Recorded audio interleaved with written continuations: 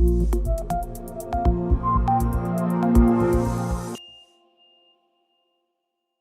everyone.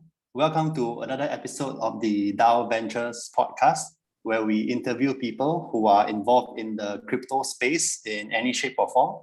Today, we are sitting down with Yeap from SHIBAFRIEND. Welcome to the podcast, Alan. Thank you for inviting me. Yeah, so Alan, to kick off, right, maybe for those who are not familiar with who you are, can you introduce yourself? Okay, my name is Yeap. I'm a founder and CEO of SHIBAFRIEND. I was in the mobile game industry from 2012 to 2017. So during this period, right, I have built more than 1,000 apps into App Store and Play Store, of which majority are mobile games and other apps such as hotel bookings, fun apps like the Bible quotes and also some of the happy birthday cards and all those. So these were very popular in the App Store, Play Store. And in 2019, right, I joined an ICO advisory companies. The boss is a lawyer boss. So during this period, I actually was involved in 2 IO projects, customer projects, from start to the listed in the exchange. So 2020 pandemic came. So I actually moved to Vietnam, where I do PPE exports. So I actually exported medical growth from Vietnam to customer worldwide, to USA, Canada, UK, Israel, Hong Kong, China. And after in a few months ago, Vietnam actually have a 4 months of lockdown. And during these 4 months of lockdown, a lot of my friends in Singapore, back in Singapore, right, they have done GameFi projects, means from start to the listed in the exchange. So I was surprised that the gaming industry is moving into a crypto space at accelerated speed. And because of that, I said to myself that I have to come back to the gaming industry. And that's how SHIBAFRIEND actually started. We actually kicked off in November 8, 2021. So today is a day 62. Today is actually day 62. I mean, hearing you talk about your history, right? I maybe just want to point out two things that I noticed. Number one is you have been very interested in technology for very long, and also when you spot a trend, you very quickly want to jump on board and be part of it. So maybe you could, and also since you've been in mobile app since the early days, right? Was it 2029? No, 2012. 2012, correct. So yes. in a way, that is kind of like the beginning of Web 2, right? And yeah, correct. And maybe you could, maybe we could start there, right, for this podcast, and share with us like what was the scene like in terms of mobile app. Because if I recall correctly, right, Apple App Store started in 2008, but it only really picked up in 2010 to 2011. That was the start, the boom, right? And correct. If I recall correctly, Google Play Store started around that time also, or a bit later. Maybe you could bring us back to that period of time, and what did you notice before the mobile app boom, and what made you want to jump on board? Yeah. Back in 2012, right, I didn't anticipate to go into mobile app industry. So during that period is that I saw Groupons have do the education offer, and everything about education that a lot of people go and go and buy the vouchers. So I just started to talk to them about why not we do a mobile apps training or educations, and they accepted my idea. And then within 1 week to 2 weeks, right, I have to come up with the titles, content, everything for them to actually market. And to me, it was like first time doing in the Groupon, and I didn't expect any result at all. But to my surprise, right, one day after the listing, right, when I wake up, right, 1,000 over people actually bought the coupons from Groupon. Right. And that time was one ticket is $25. Because of this commitment, and that's why I have to actually go and rent a class space and then start training these 1,000 people. So from idea, I was actually have to deliver the contents. I have to really go and do whatever that actually I'm supposed to deliver. So it took me 6 months, right, to complete the class. Every week I have to do 9 classes to fill up the for the people that redeem. And during this period, right, as a trainer, right, accidental trainer, I have to actually do a lot of research where I have to actually hands-on to build the apps and hands-on to test everything. So during that period was also the booming of mobile apps, smartphone. That's because a lot of people have a new smartphone, buy new smartphone, upgrade their phones. That's where the boom is exponential. It's not a slow growth, it's actually exponential. So what happened is that when I first do my first app, right, I actually selling at $1. I just upload only. I have no idea whether it's success or not. And I was surprised 1 month later, $45 come in. And then I started to put in free downloads with advertisement, Google advertisement site, which is the ad mob. And on the 3rd month, right, I received 1,000 USD from the ad mob. And on the 6th month, right, I received 10,000 USD from the ad mob itself. And by the time I reached 8th month, right, my Google advertisement income is 30,000 US dollar. So it's exponential growth. And during this period, because of the fast growth, fast exponentials, in order to deliver this Groupon site, I actually have to do it. And then at the same time, right, I found that this is an opportunity for people to come into and earn the money. That's why I established a 2 days, 3 days workshop and classes to train. So between 2012 to 2017, right, I actually trained more than 1,000 to 2,000 people. Actually, I trained more than 2,000 people into mobile apps, mobile gaming, and making money from the advertisements. So your first app business was the Groupon training classes that you offered? Yes, correct. Accidentally become trainers. I see. That was your very first like mobile app business. Yes, correct. Yes, because of Groupon. I see. And then after that, you started a lot of these apps mainly on Google Play, right? Because of the lower requirements from Google. Okay, Google Play, of course, can be very fast to put in the apps during that time.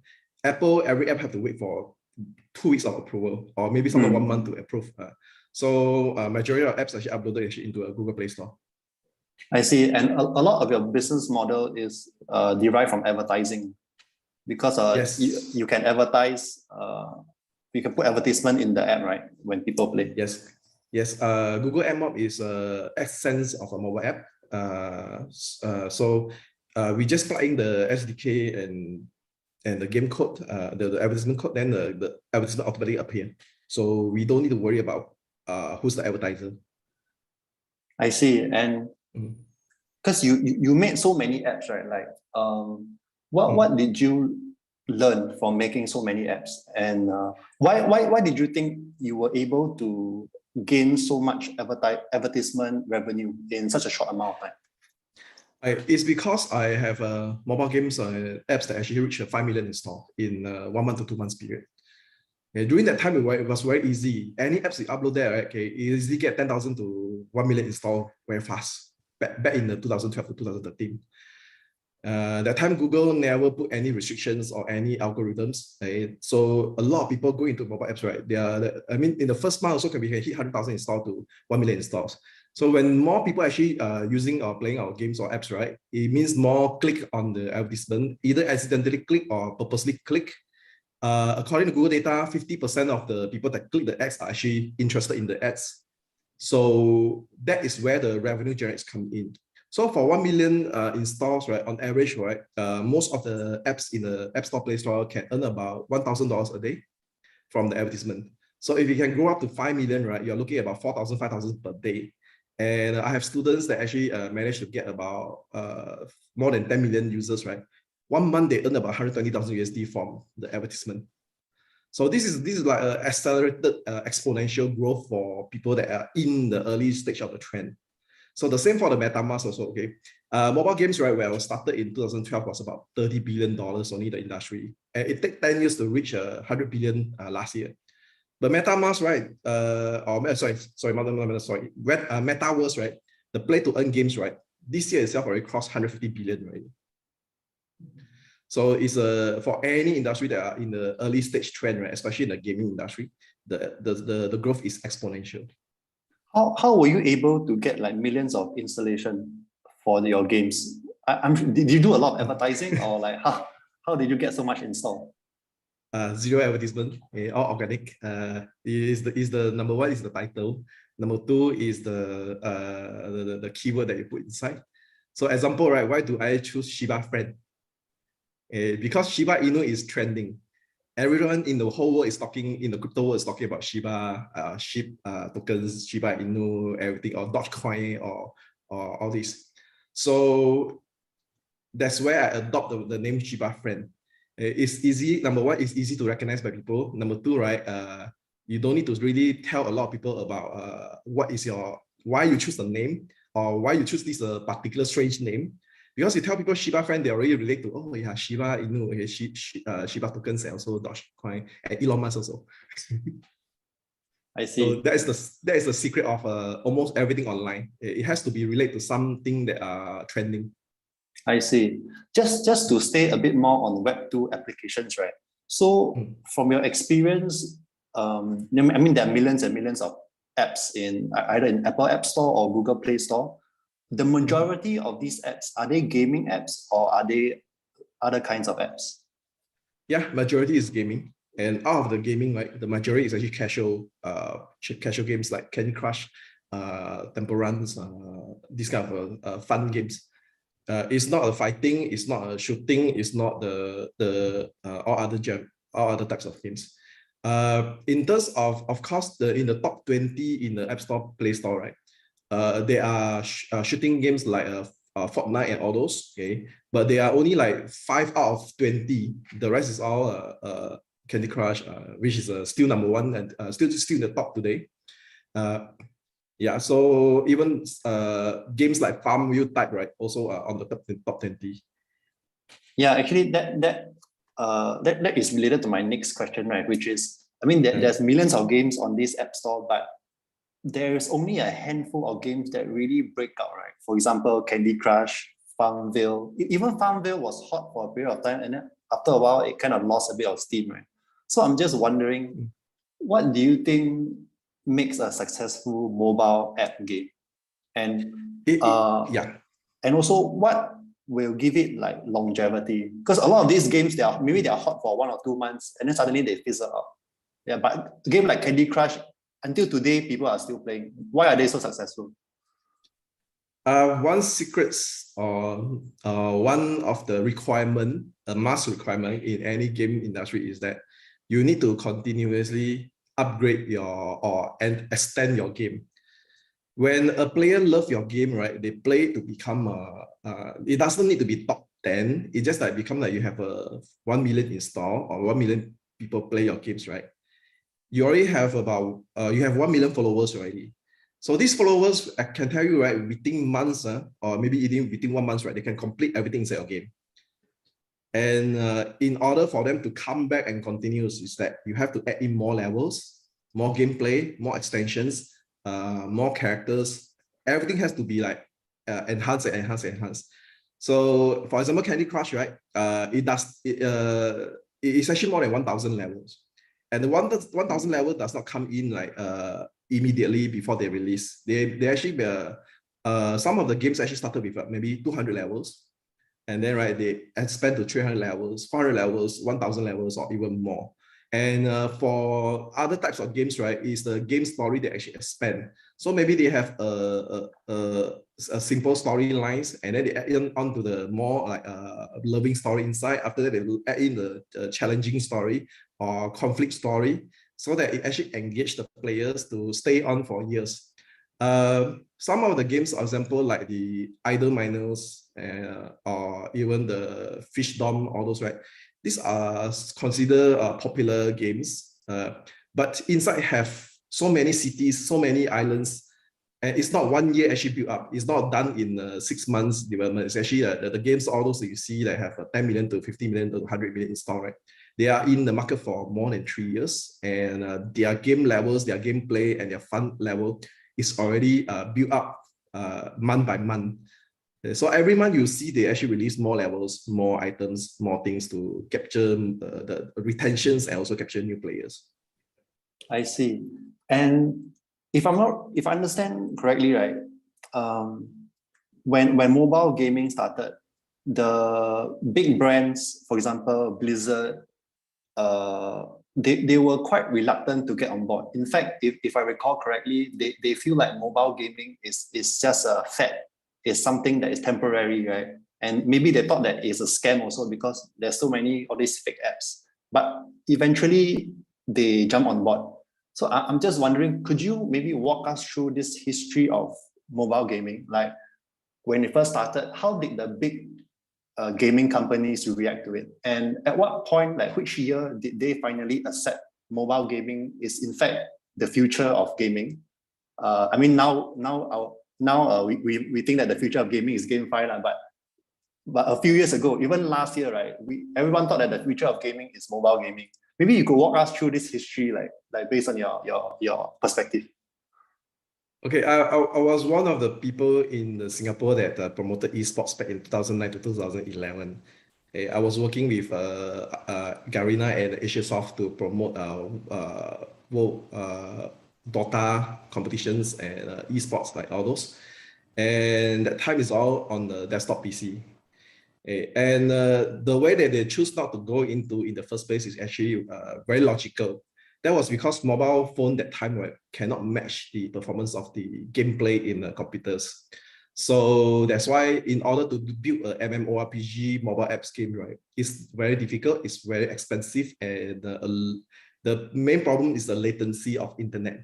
Internet back then was super slow. Even maybe we're running at 1 Mbps to maybe 10 Mbps that time only. If you play on the mobile phones, right, it does not deliver the experience. So during that period, when I first started, I tried to build the same similar types, right? We always face the latency and lagging, and then it always failed the connections. So that was a big challenge back in between the mobile early stage of the mobile games. So, and to these big companies, they have followers already, millions of followers worldwide. So it does not justify for them to go into a mobile gaming because it will actually make the customer go away. So when did they actually go into the mobile gaming is that I remember that they wanted to release Diablo, I think Diablo 4, okay, or 3, I cannot remember already. That is the time that when they announced that we are going to release on the mobile version only. That have negative reactions for the communities, because everyone in the desktop PC are hardcore, have a very high-end computer with high-end graphic cards, and they are not happy that Diablo actually abandoned them. And in the end, they had to. Sorry to interrupt you. Just one second. Which year was this when Diablo announced the mobile game? I cannot remember, right? That's why I think between 2015 periods or 2016 periods during that period. Okay. Yeah, so, please continue. Yeah. Yeah, and then after that, as the technology improved, internet improved, the mobile phone actually very powerful now with all the new smartphone, right? That's why the more and more games actually go into it. For example, Gunbound was a MMORPG on desktop. They're also in the mobile. There's a few names I cannot remember now. It's actually in the mobile space already. And also you can see even a console game also like Battlefield, Call of Duty is also on the mobile. In fact, Grand Theft Auto from a PS Station also go into mobile versions. That's because the market changes. You can see since 2015, right? Most of the countries, people like Indonesia's example as Indonesia's, they have mobile phone users more than laptop users. To them, laptop is actually a luxury item. A mobile phone is a necessity. So that's why the gaming industry, the gaming company also identify this, and that's why they actually move into the mobile space to cater for this group of players. So that's how the big companies evolve. Even Electronic Arts also evolves the same. Epics also is the same. And then because of that, there are new publishers come out like Gameloft, and the rest actually go into the space. Yeah. And do you foresee this mobile gaming continue? I think there's two trends, right? One trend is mobile gaming. And then there is another trend that run parallels, which is there's a shift from play to earn to, there's a shift from pay to earn to play to earn, right? So in a way, there's these two concurrent trends at once. Like, how do you see it? Okay, I tell you the statistic in the mobile games. After 2015, right? The in-app purchase, right, grows from 2% to more than 5% to nearly 10% in different categories. And the price that they pay for in-app purchase, right, used to be 99 cents. Now, right, 99 cents does not work. You need to be minimum 1.99 to $10 at above. So the ability to pay is actually shifted into higher tiers. So that's where there's about 5% to 10% of the gamers, right, actually pays some of them pay up to $1,000, $2,000 per month just to play games. For example, Puzzle and Dragons. I have some friends actually pays $1,000, $2,000 USD just to play the Puzzle and Dragons a month. There's a pay to play. So these people, the 5 to 10% of the industry, right, that is about what? 1 billion players times 5%, how many people, right? These are people that can afford to pay. That actually makes up around $100 billion. So these people, right, if you shifted to play to earn, right, they will see that number one, right, they are able to pay for any NFTs that actually they have to pay. That's why you can see SC Infinity is they're charging 300, 400 USD. So a lot of people buying, thousands of dollars of people buying. And the second thing is that they are, most of the gamers, they are not really play to earn money. They play to keep the in-game item that they like. To them, it's a sentimental value, emotion value, rather than a dollar value. Gamers today in today's maturity are emotion and values, and also the sentimental values that actually invested into the games. And to them, the ones that they play, they finish the games, right, or even halfway, right, they remember it for life. Today, we still remember how we play Super Mario. Even though Super Mario still in the market, just that we don't not much play, but we still remember it. It's a long-term memories inside. So it's like our dreams, our fantasies are inside. And with the NFT technologies, right? Today I have this character, right? Let's say my Shiba pet. Today you see here, right? People buy already. They can customize it. They love it. What will they do? They'll keep it. They hope that they can keep it, and then in future, right, they can actually play in other games also of the same characters. NFT technologies, GameFi, enable this to happen, allow this to happen. There are some websites that actually a platform that actually trying to so-called merge whole industries where my items can actually use trade with another players with another gameplay. So these are all the new things that are forming and growing very fast in the GameFi industry. And with the people like us, right, like me that in the mobile games, and more people in the mobile games actually going into the game world, right, you will see the explosion. You can see from Activision's, from Electronic Arts, everyone is announcing going into a game loft. Everyone is announcing going into NFT. Okay? So the NFT explosions are once this big company comes in, right, they already have all their characters, they already have all their cars, they have everything is ready. It's just that they lack the NFT technologies. And they are also working with a lot of technology partners to bring this into the game.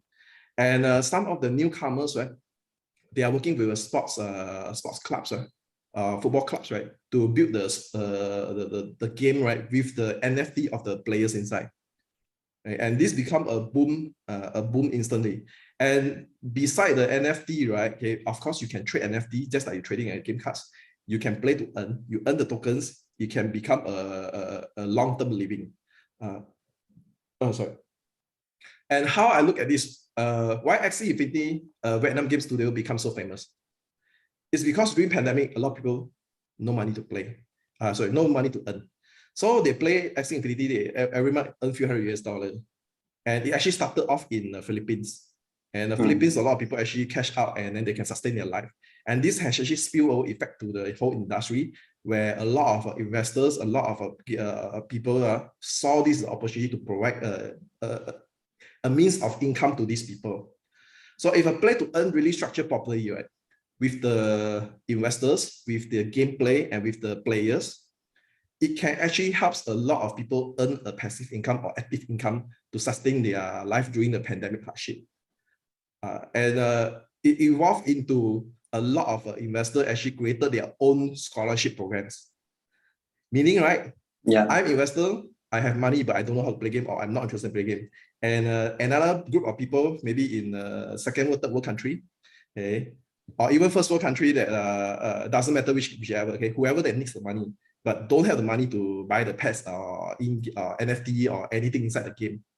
The investor can finance them, and then they profit share with the investors. So that is the ecosystem that are happening now. That's why a lot of people actually jumping into this, and that's why a lot of investors are so happily to put the money into here. That's because the yield ROI from the game is way higher than any investment instrument in the market.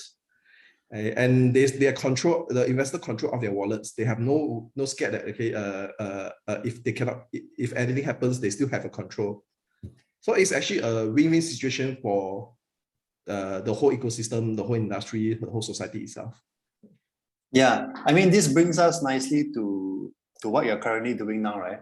So just now you mentioned when the pandemic hit, you were in Vietnam and you were trying to sell, correct me if I'm wrong, like gloves and masks, is it? Yes, correct. I see. And then you spotted this trend of GameFi. Yeah, maybe you could share with us, like, at which stage did you notice this emergence of GameFi? Okay, I have friends actually. I mean, the founders of PlayerMon, I know them. The founders of Mas Pandawo, I know them. And these two people are not in gaming industries, but they actually go and have a co-founder that are in the gaming industry. And within the 3 months to 4 months period, they actually have their projects listed in exchange. So I was shocked that these people not in my industry, and they actually did it. So I know that is okay. When any trend that you see that people not expert in the industry can make it, right? It means it's time to go in. For the professionals, it's time to go in. Okay? So, and then also one of the game Dream Quest actually listed in KuCoin some more first day exchange. I was even surprised. I look at their tokens spike up about 100x. Okay, so then I go deep into research and found that not just them, a lot of GameFi company, right? A lot of them actually did quite well and very successful.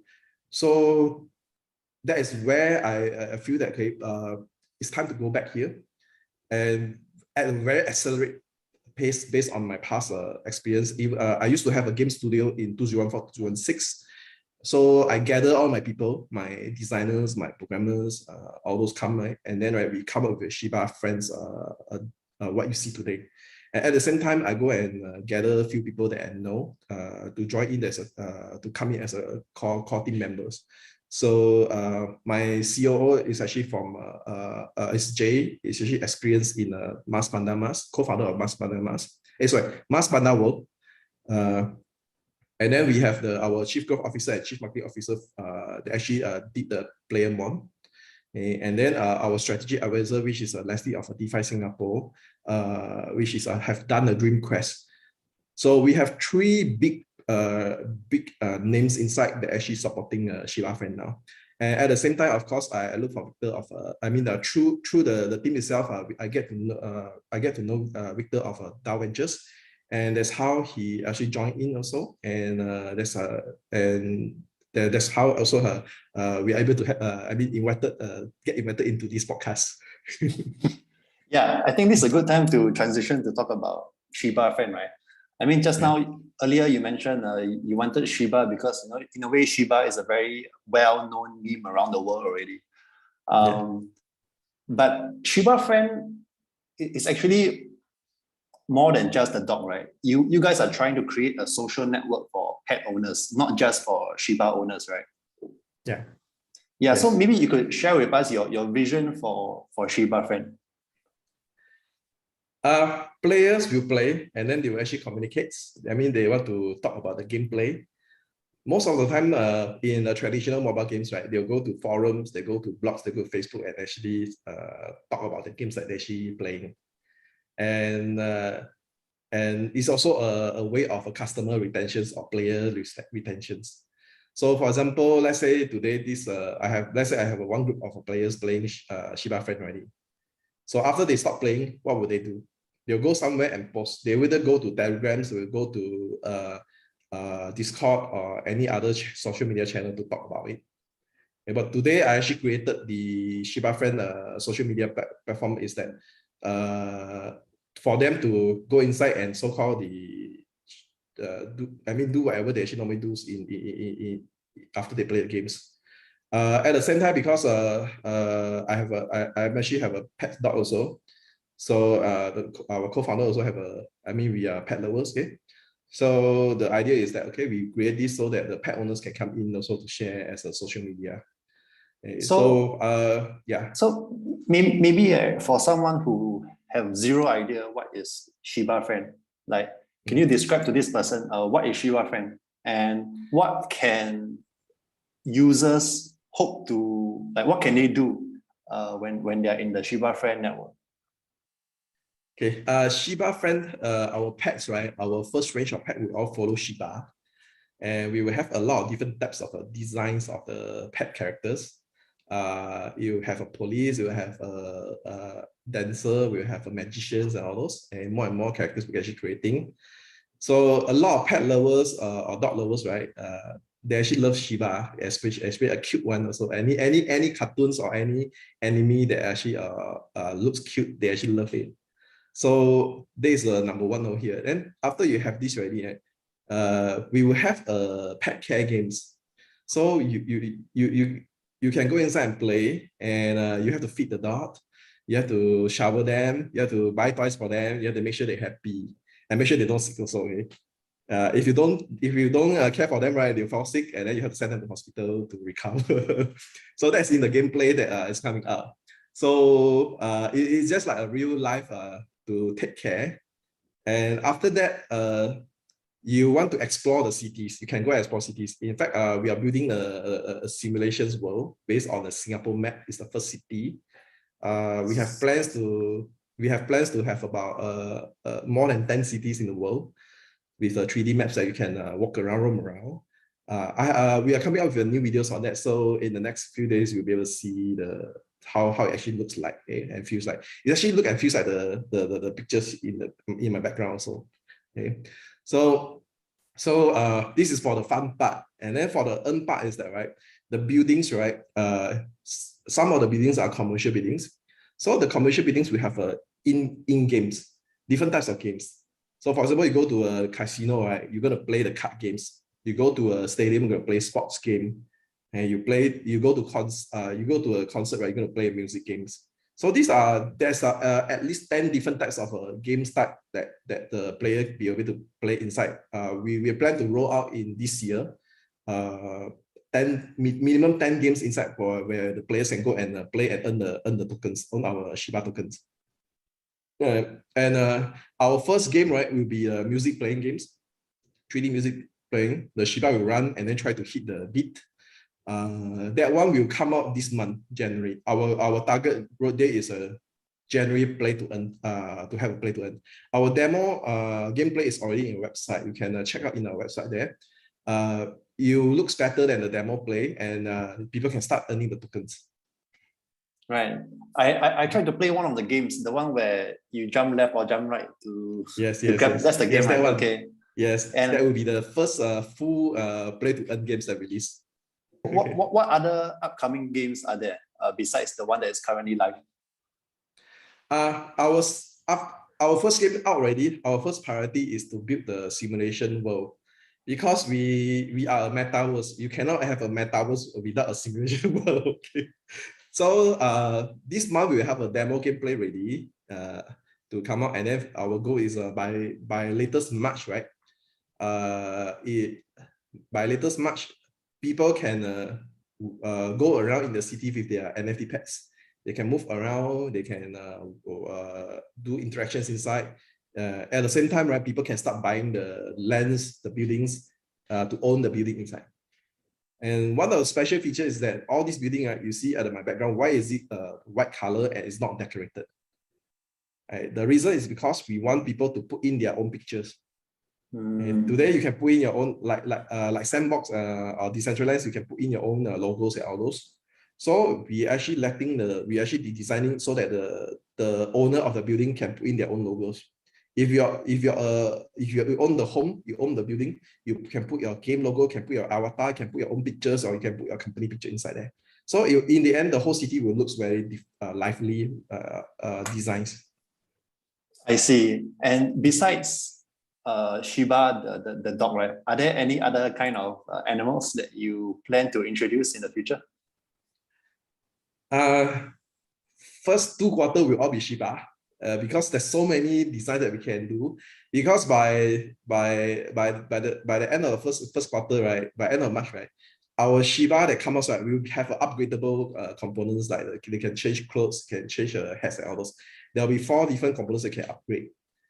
In order to build this, it takes times. So what we did is that for fast release on the January, right, all these are already in the smart contract, okay? Already built in the apps and also our game codes. Just that the feature is not activated yet because we haven't designed the upgrades of the clothes and all those 3D items yet. So yeah, and then second important in the GameFi is that people want rarity, specials. So we will have some of the pets maybe missing one eye or different color or special eyes, special way here, so that it becomes a rarity. There's only one in the market. Yeah. So all these this need to have a proper planning to go here. Our second game is that we are looking at the running games, something like Subway Runners. So it's Subway Surfers or Temple Run, either one of it. Okay? So this part itself, right, is also very popular games for years. Today it's still very popular. And this is the second games that we are targeting to release in maybe March itself. Or okay, if we can complete in February, then we release in February. If the most is maybe in March. Sorry, what you mentioned Temple Run, the game. What is it? Yeah, maybe you could just briefly describe. It's a running. It's endless running. You have to jump here, jump there, left, right. Okay. Yeah. Temple Run no longer is lesser famous, but Subway Surfer is still very famous. And at the same time, we are in talks with GameLoft, right, to build some of our games. So GameLoft is actually already interested to build the game, but of course it's not free. We have to pay. They have given us a game list, and we are still discussing what are the theme games that they can build for SHIBAFRIEND world. So GameLoft is one of the top game publisher in the world. Okay, so that also will help SHIBAFRIEND to release games more faster. I see. And you know, right now the space is so crowded, right? There is like so many games, like almost it's almost impossible to keep up, right? So how do you like plan to differentiate yourself from all the other maybe pets related or Shiba related, dog related games? Let me give you some statistics in the mobile game. Then I actually talks about the GameFi side. Mobile game today, right? There are 2 billion users, or maybe 3 billion users, even more. Okay, some people have 2-3 phones. Okay, of all these 2 billion people, right? The total apps in the App Store, Play Store, I don't think it crosses 10 million apps. Okay, for the 10 years, right? It may not even cross more than that. There's 2 reasons for it. Is number one, Apple and Google, they control the quality so that the gameplay will actually improve. And only those that are good gameplay inside. Number 2 is also because it getting costlier to build and costlier to go to market. That's why you seldom see a new, you seldom see new independent developers become famous already. Remember Flappy Bird? Yeah. Okay. Instant success, right? That time, there's a few years ago, it's possible. Today, it's not possible anymore. It's because of the Google and Apple algorithms. Okay. Overall, it's still about 10 million apps versus 2 billion players. Okay. There is a lot of big ratio. So any mobile games or mobile apps in the App Store, if they do it properly, they can be successful. And coming back to a game, GameFi. GameFi area, yes, a lot of companies are coming out. Majority of them actually PvP now in the market, player versus player type of gameplay, and mostly are fightings and all these. It doesn't cater to majority of the casual gamers in the market. Yes, there are some GameFi actually coming up with the casual games also, but the speeds and the demand, the availability and the demand is still big gaps, very big space, very big gap itself. So today, right, if people come in with a new GameFi companies, right, it doesn't matter it's a 1 month 50 companies, 100 companies, or 1,000 companies, it still cannot fulfill the market demand. Okay. It may feel that in the token investor space, it may be feel crowded, but in actual games industry, right, it's actually a very tiny portion, tiny percentage, and it's at very initial stage. And as more and more people realize about the GameFi, more and more ordinary people that never invested into any token before actually become an investor. In fact, SHIBAFRIEND tokens, right? We have investors that ask us, how do I set up MetaMask? How do I even buy token? How do I even buy cryptos?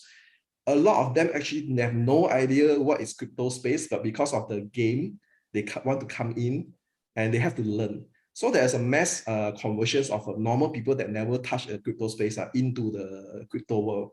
So it's still growing at an alarming rate. A lot of them don't own any tokens at all, and they want to buy. They have to actually buy USDT or BUSD or BNB, any other tokens in the market. They keep asking people, how do I do it? So this is a large conversions from adoptions into the crypto industry, just because of the GameFi. Yeah, I think right now, I mean, a lot of like what do you say, like normies, right? Normal people, they want to jump, they want to play these crypto blockchain games, and there's a high barrier of entry, right? Because of what you just mentioned. How do you plan to like ease up this transition? Like, like for example, you know, some game companies or even NFTs, right? They offer a lot of education about how to use MetaMask and all that. And I mean, right now, even to use MetaMask on your mobile, right, it's a huge pain in the ass, right? Number one, we actually are going to do a lot of education classes. It's not scheduled yet, but I'm actually planning out the contents so that normal people that never understand, they can understand. So more on the Zoom training and the online training and video training, because I got a lot of people tell me, right, especially in my circles, my mobile app students, right, tell me, Alan, I don't know what you're talking about, right? Can you do a Zoom to explain to us or not? So there's a demand there. So I will definitely going to do this so that it's recorded and also share to more people. Number two, right? We also have to do a class to teach people how to connect MetaMask and how to connect all the wallet and all those. So this is definitely a need to, is essential. I have some trainers that I trained before, so I may bring them back to do the training. Okay. And then also, right, on the third part is the sorry, can you repeat the question? I can't.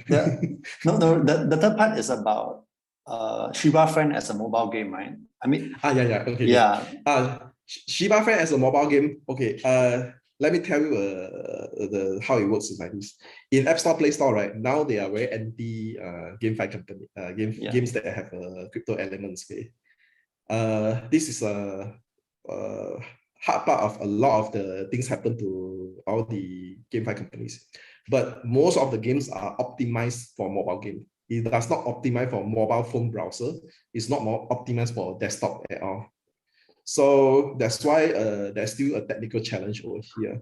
So there's the two ways that I can see around this is that eventually Apple and Google will have to open up with their own SDK with a crypto site that we have to adopt. Okay, or there will be a third-party stores that Play Store and App Store that came out. Okay, App Store is not a bit hard because they don't allow enterprise license anymore to do that.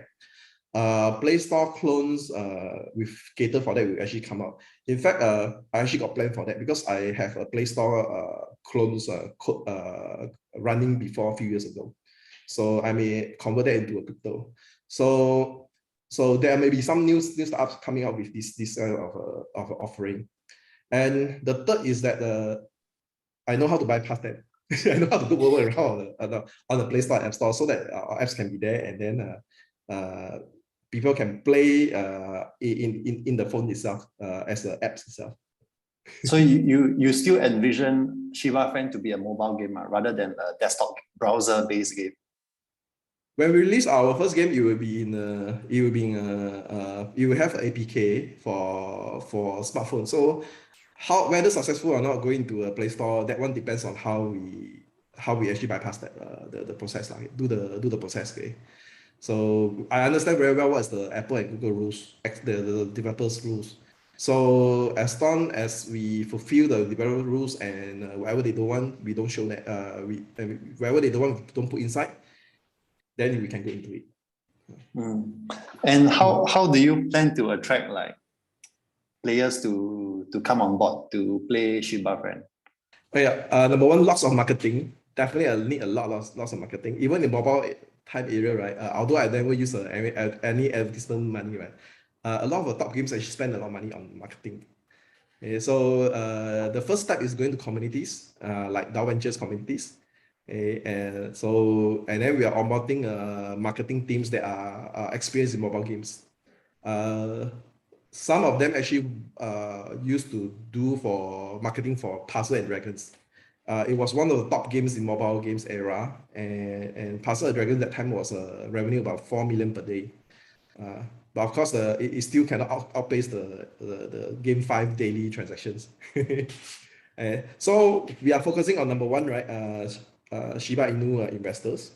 There's a lot of token owner, about more than 1 billion wallets actually owns the Shiba Inu tokens. So I have some of the tokens also. Okay. Number two, we will do a scholarship programs, right, for the play to earns, because a lot of investors have hundreds of players. So we are in talk with some of the scholarship investors to bring in their players into SHIBAFRIEND. So we have people that express commitment already. Just that is waiting for us to do all the rest of the process, waiting for the game to up, and then they'll come in. So these people also will take up a large portion of the NFT Pets also. Okay. And then also the most important, because once the crypto communities is fully, after the crypto communities, right, is that we really need to bring in the mobile games player into the metaverse. Well, the mobile games still consist of the largest categories. And with the added play to earns, it's definitely going to attract a lot of them. So this is the challenging part, and this is what we are working hard to achieve it in this year, 2022 itself.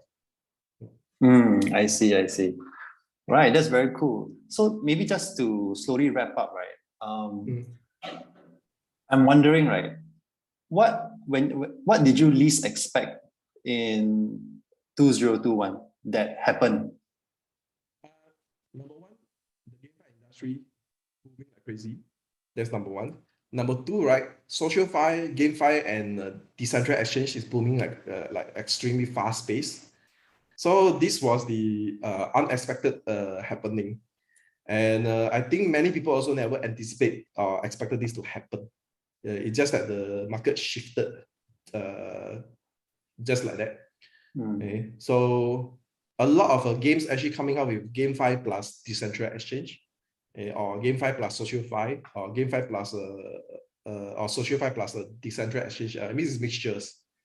So SHIBAFRIEND, right? Okay, because of this, we are updating our business model to include decentralized exchange to act as the in-game banks. Our game have a bank building inside. Okay, so that will also be our decentralized exchange for players to so-called do the staking, do a liquidity staking, token staking, all those, act as a banking system. In a way, outside, it's actually inside. Yeah, I mean, if I'm not wrong, Axie Infinity was the one that started this, right? They had the Katana exchange with their own Ronin wallet. Yes, correct. Yeah. Yeah. Actually, Infinix is one of the earliest. I mean, besides Crypto Kitties, I think actually is the one more successful in the recent time. And yeah, I think moving forward, a lot of these GameFi games would try to make their ecosystem like more comprehensive, like try to like all in one together. Yeah, correct. Yeah. Yes. So for this year, right? What is your expectation or your prediction for the evolution of GameFi? What do you think will happen? A lot of game studio will come inside. Will bring in their experience, will bring in their gameplay, and then you will bring in their players also. So this will actually accelerate the whole industry. And if you're not really experienced in this industry, in the next 6 months, right, to 1 year, right, for new companies to come into this space, it's very tough, very challenging, right? Because all the experienced company are gearing up together and launch into the market. So even Gameloft planning to have their own, already doing their own NFT characters, everything for their top games already. So this year you're expecting more mainstream game studios to enter into the GameFi NFT space. Yes, correct. Even a lot of game studios that build games for other people, right? Especially there's many game studio in Vietnam. Every month, right, there's about 30 new startups of a GameFi come out from Vietnam. And a lot of game studios that build for other games, they actually doing their own now. So, and they're upgrading their games to GameFi.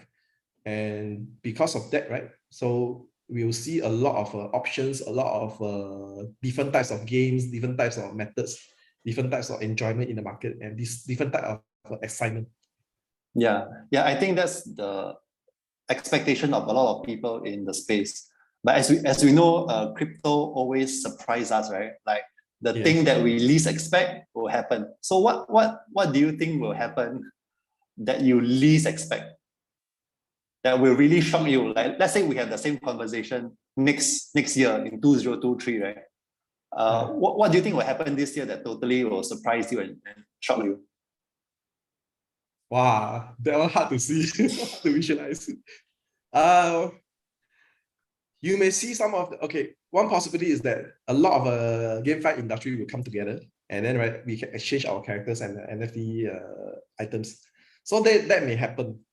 In fact, I'm actually initiating with because some of the game company want to go inside. So I'm actually initiating this idea with them, and they love it. So we'll be involved in part of the ecosystem also with other game companies. I see. Okay. Yeah, I think before we conclude the podcast, do you have any final words to say for our audience? Yes, join Shiba Friend, follow us on social media, buy Shiba Friend tokens, play our games, and earn your rewards. Okay. Okay. Shiba Friend to the moon. Okay. Thank you so much, Alan. Thank you for the time. And yeah, that's it for today. Thank you. Okay. Bye-bye.